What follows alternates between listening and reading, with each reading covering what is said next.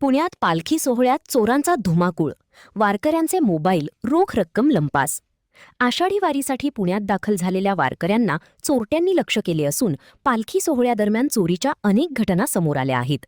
Mobile, रोख रक्कम आणि इतर मौल्यवान वस्तू चोरट्यांनी लंपास केल्याने वारकऱ्यांमध्ये भीतीचे वातावरण निर्माण झाले आहे. वारकरी किसन काळे यांनी सांगितले की ते आंघोळ करत असताना एका चोरट्यांनी त्यांच्या अंगावर खाज येणारी पावडर टाकली. त्यानंतर मदत करण्याच्या बहाण्याने त्यांच्याजवळील तब्बल 5,000 रुपयांची रोख रक्कम चोरून नेली. या घटनेनंतर काळे यांना अश्रू अनावर झाली. दुसऱ्या घटनेत रुक्मिणीबाई बोबडे या आंघोळ करत असताना अज्ञात चोरट्यांनी त्यांचा मोबाईल फोन आणि रोख रक्कम लंपास केली. अशा प्रकारच्या अनेक घटना पालखी मुक्काम परिसरात घडल्याची माहिती समोर येत आहे.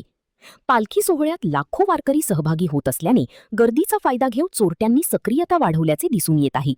त्यामुळे वारकऱ्यांनी आपल्या मौल्यवान वस्तूंची काळजी घ्यावी, तसेच संशयास्पद व्यक्ती दिसल्यास तातडीने पोलिसांना माहिती द्यावी, असे आवाहन करण्यात येत आहे. काय करत होता तुम्ही आणि किती पैसे तुमचे चोरीला गेलेत? 5,000 रुपये होते माझे. बर. कपडे धुवून राहिला असं खाली बसून कोण दोघं जण होते.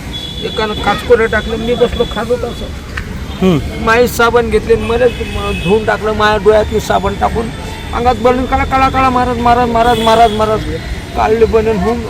मी बसलो पाच कपडे धुवून पाहिलं तर बनेन काय गायब झाली. बसलो मग पाच कुठे गेले पोलीस मग काय पाहणार आहे महाराज कोणाला. असे बरेचसे जण जे गेले पण ते त्यानं बिचारानं सांभाळून घेतलं. आता मी वाशिम जिल्ह्यातला आहे महाराज. वाशिम जिल्हा कारंजा लालपश्चिम मोहगान म्हणून गाव आहे. आजी तुमचं काय चोरीला गेलं? माझा मोबाईल मध्ये 500 रुपये झालं, चाव्या आहेत घरच्या. लई गेली माझी चंची गेली माझी इथं खायची.